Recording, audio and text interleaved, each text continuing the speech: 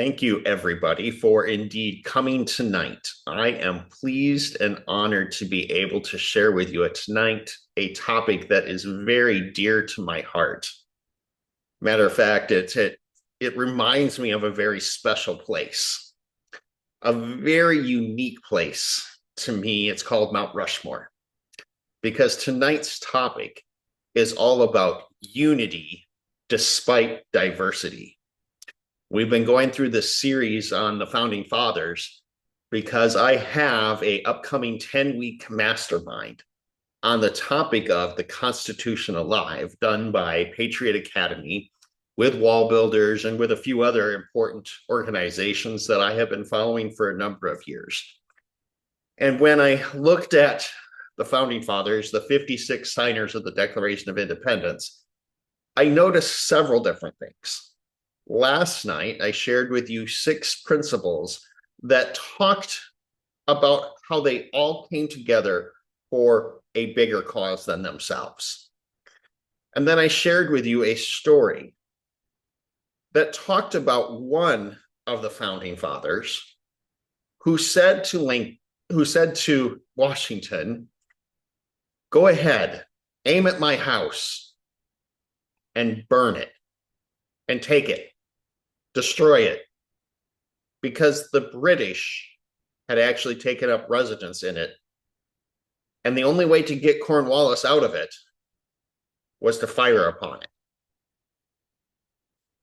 Now, if that doesn't sound like being willing to give up something after a 6-year fight, I don't know what else does. But that's only one story of many of the Founding Fathers of ultimate sacrifice. Tonight, we get to have a discussion, per se, on the unity despite diversity and the lessons that we can learn from Mount Rushmore. So once again, welcome to our 3rd evening meditation of this 21-day series of a journey through Founding Fathers' leadership characteristics. Tonight, we're standing virtually at Mount Rushmore National Memorial Park, looking up for 4 faces carved in stone, 4 very different presidents who shared one vision for America. Tonight's theme is that unity despite diversity, and a Latin phrase that guided our founders, EPluribus Unum, out of many, one.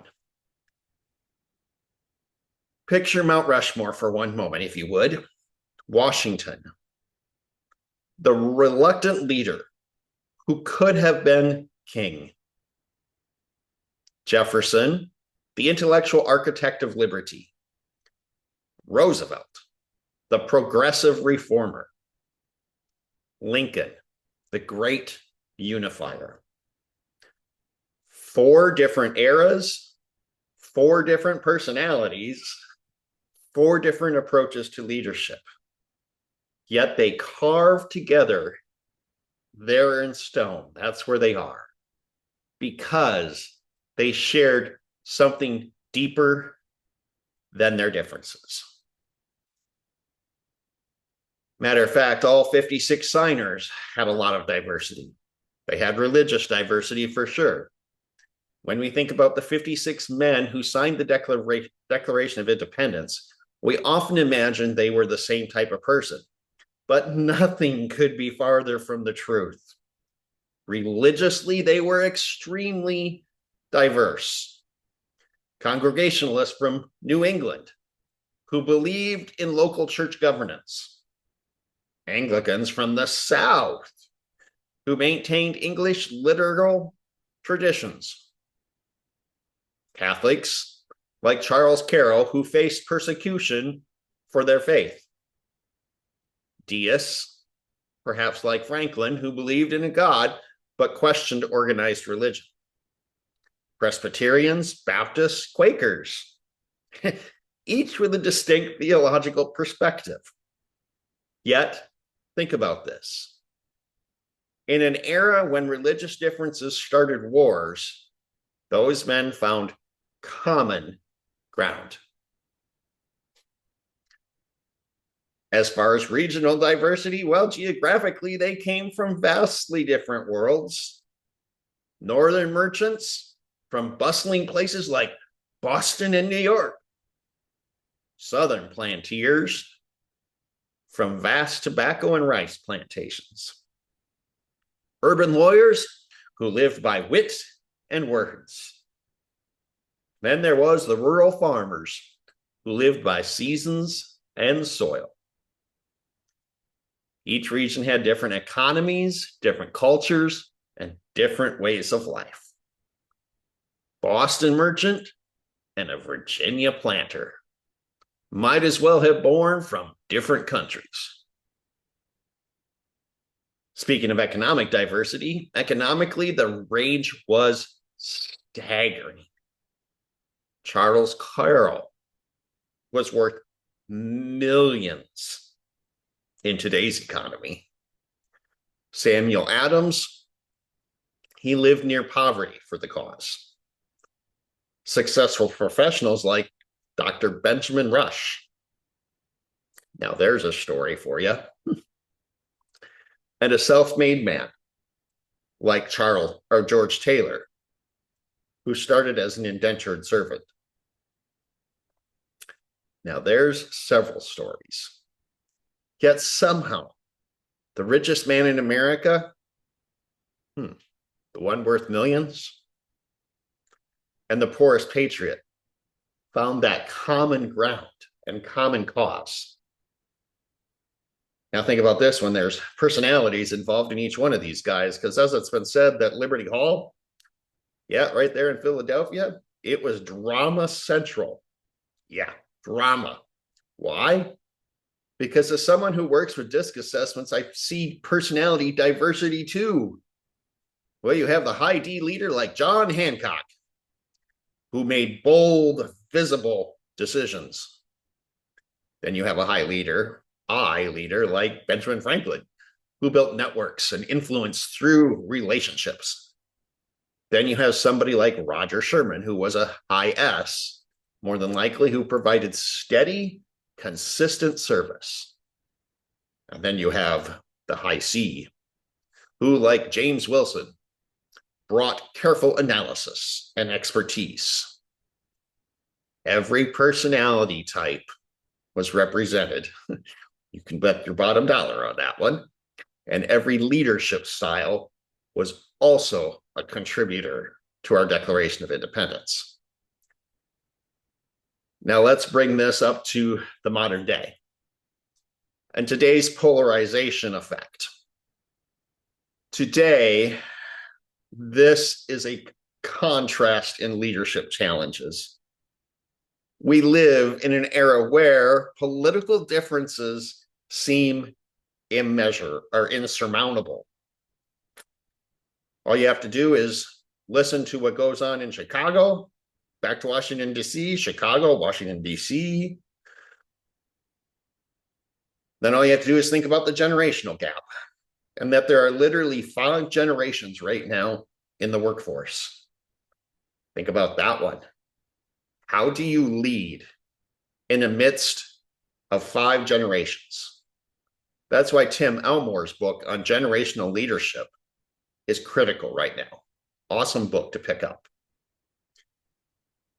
Then you think about cultural diversity, and sometimes leads to division rather than unity. And we're really much more alike than we are not alike when you really think about it. You just have to look past certain things to the actual human condition and what the human condition really is, and how do you work with that?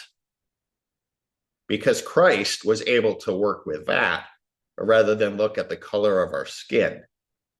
But you have to understand the human condition and how to truly work with that. Now, there's also such a thing as different communication styles that create misunderstanding. Now, I can understand that completely because it happens even in families. It happened today with my wife and I, where we have different communication styles, different ways of thinking about things. And so you have to be able to learn to work with it. Does it mean we did it perfectly today? Nope. To be expected when you're trying to do a presentation like this.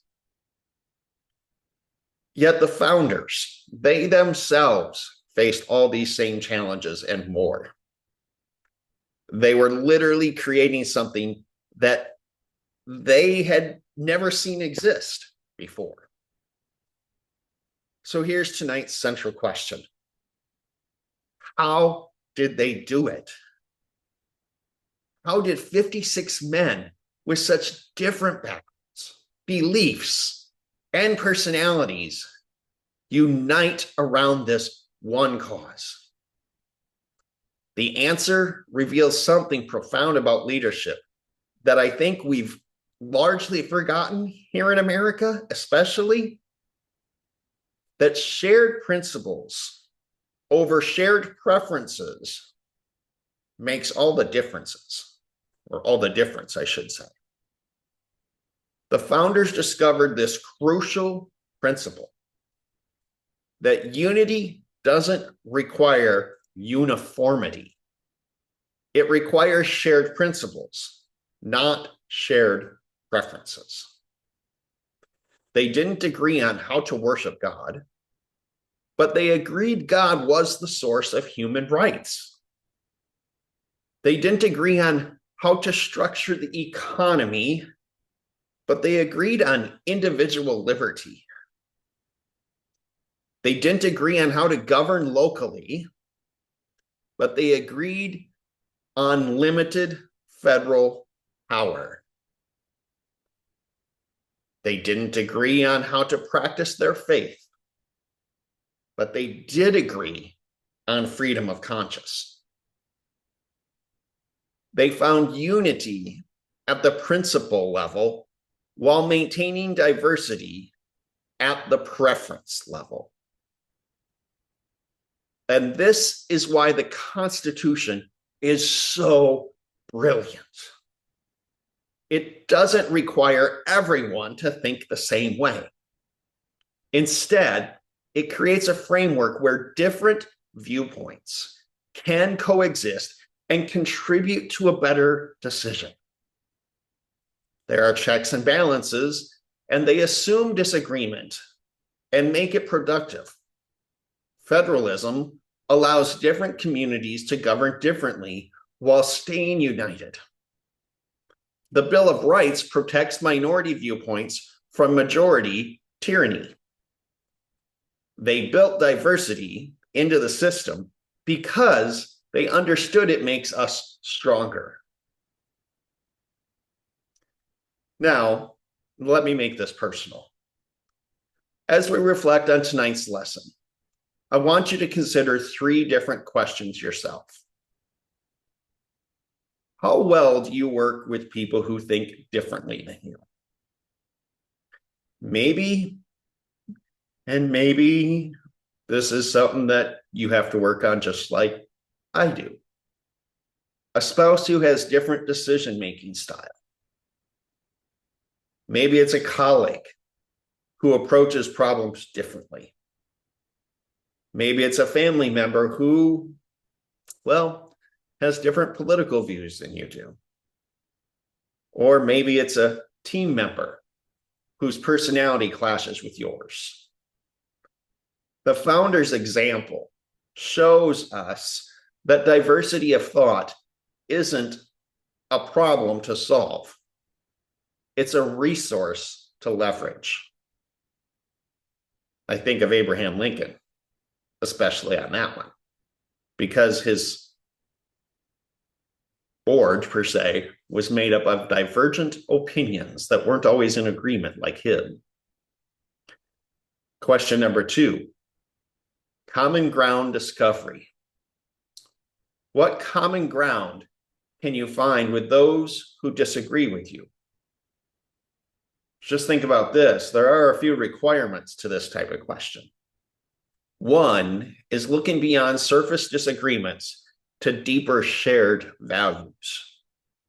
Ooh, it sounds like a values discussion and making values alignment, not only within yourself, but with those around you. That's something that I work on with people through coaching. Second of all, it makes the requirement that asking, what do we both care about, rather than why are you wrong? That can be a deep type of question to think through too. And thirdly, finding the principles that connect us, even when our preferences shift. So again, finding common ground when you disagree with somebody takes a mental shift in your thought process from you having your own preferences to being able to connect with somebody else and thinking about what can we agree on? How can we go to something deeper that's a shared value here than just the situation at hand?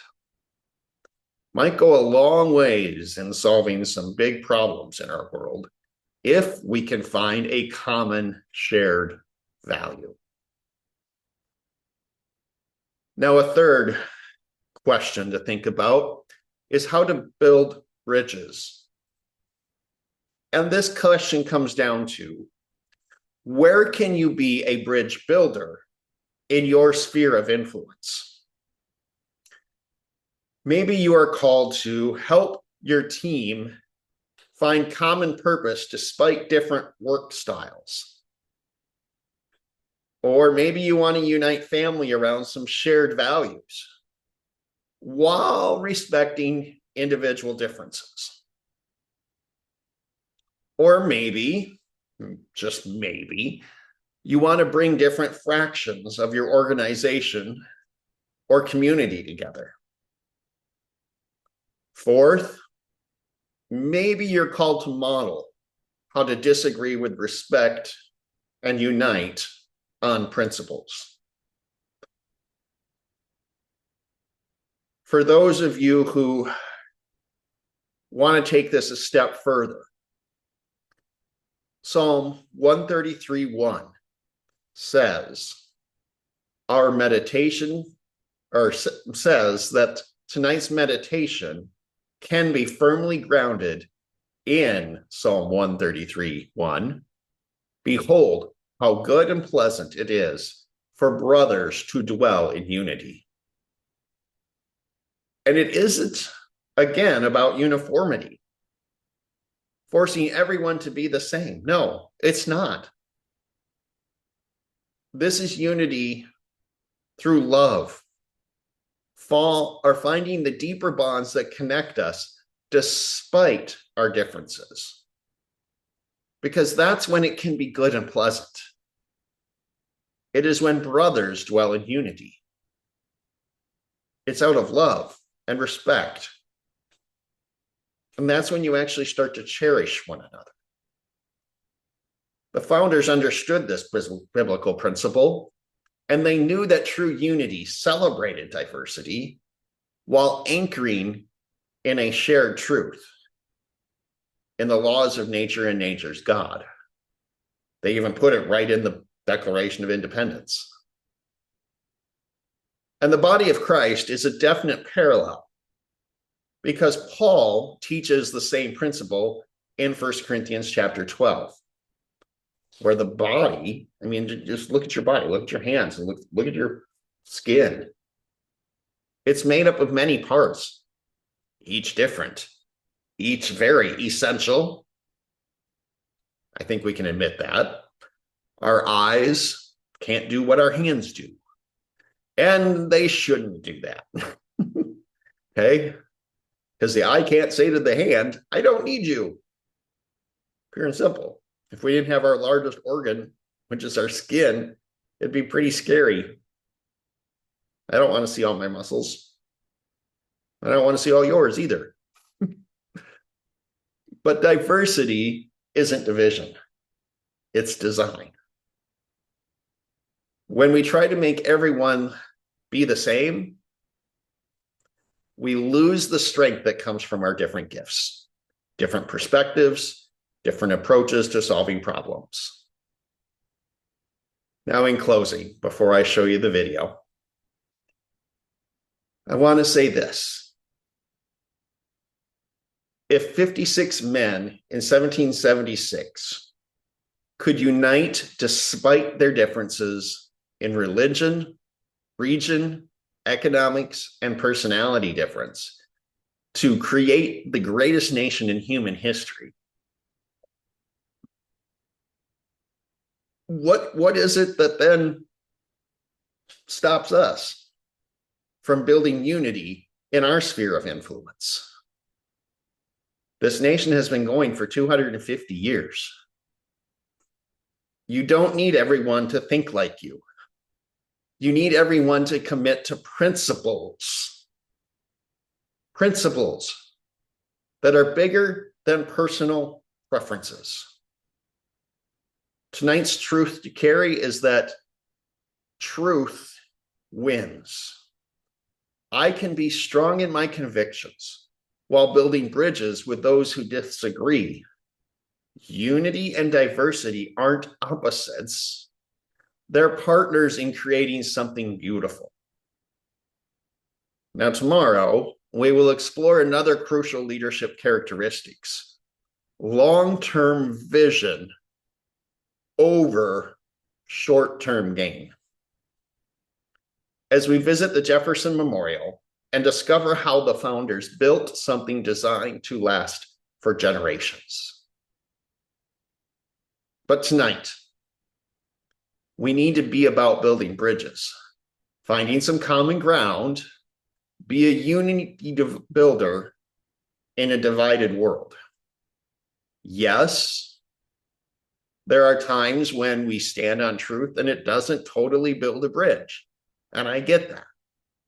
But we still need to be able to find as much common ground as we can. Truth separates, I realize that. And we can only build as much as truth can build on. But truth can build on a whole lot. And we need to make that stance. But that doesn't mean we do so at the aspect of just whipping somebody with the truth, because that isn't truthful.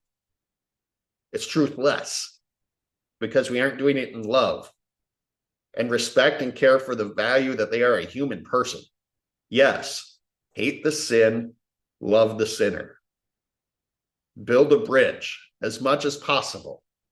As much as it depends upon me, I will build a bridge.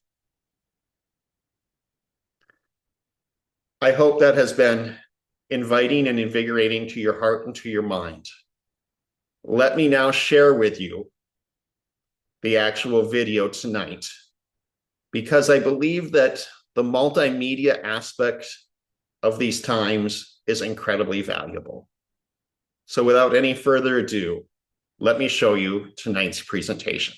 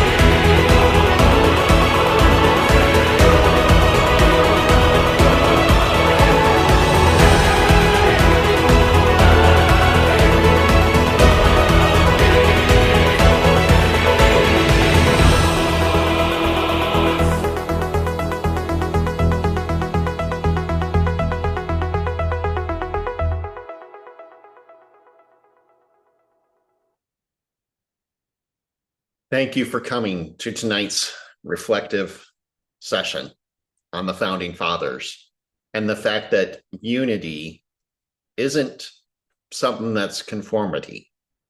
It's actually a diversity effect, because when we are diverse, we can still be unified around a great cause. Constitution Alive is going to be a great 10-week study studying how this factor built our nation. And we have many more years of a great nation. It's a republic, ma'am, if you can keep it. And we are fighting to keep it right now. And that is why Constitution Alive is going to be fantastic. Make sure you check out the link in all my social media. It's down below in the description. And it's definitely a class worth checking out. Thanks again for coming tonight. If you have any questions about what I've said tonight or about the mastermind, feel free to connect with me through any of my social media channels. Thanks, good night, and God bless.